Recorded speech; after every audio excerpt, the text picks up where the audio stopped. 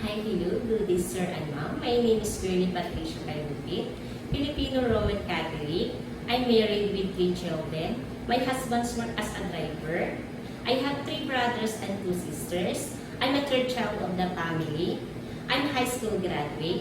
I have experience before as a domestic helper here in the Philippines. My duties are cleaning in the house, washing, iron the clothes, marketing, and cooking. And I can cook Filipino dishes.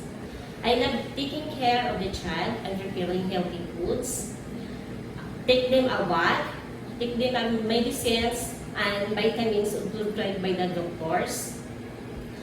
Play in them, love them as my own child. Sir and mom, please hire me.